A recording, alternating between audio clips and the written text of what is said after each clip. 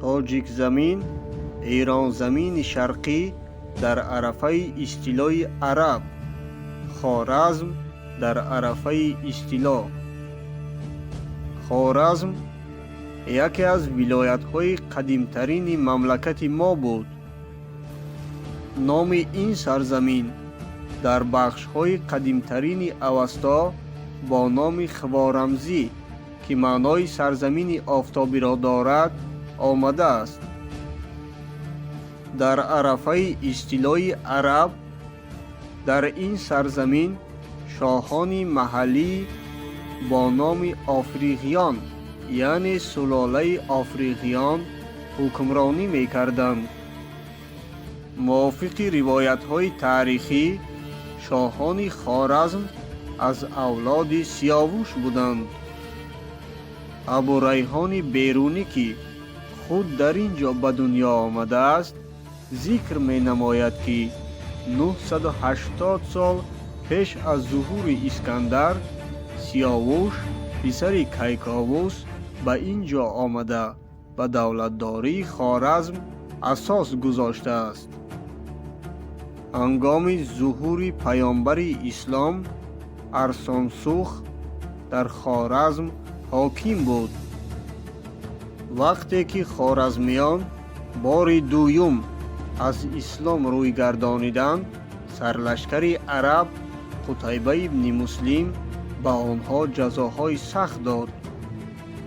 касеро ки хати хоразмиро медонист, аз дами теғ гузаронид. бо ҳамин, таърихи пеш аз исломии Хоразми бузург пӯшида монд.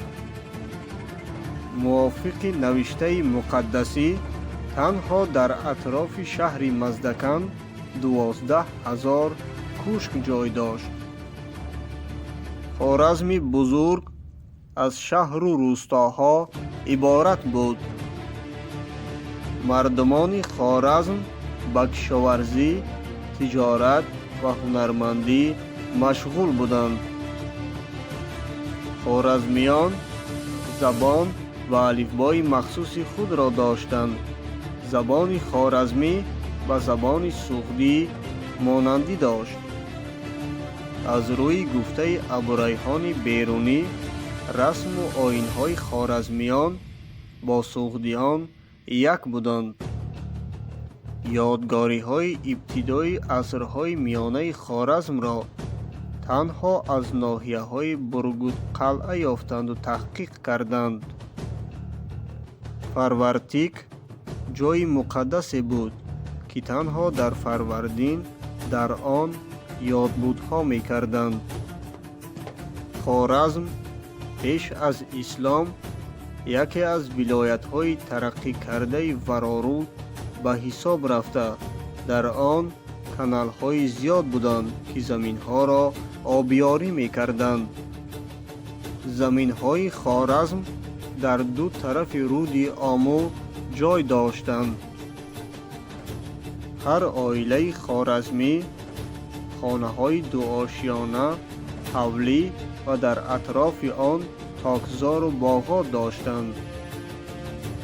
хоразмиён, ки тиҷорати хуб доштанд, онҳоро дар тамоми шаҳрҳои Вароруд дидан мумкин буд. хоразм дар муомилот тангаҳои тиллоӣ ва мисии худро дошт. дар рӯи сиккаҳои онҳо акси шоҳони хоразмӣ дида мешуд.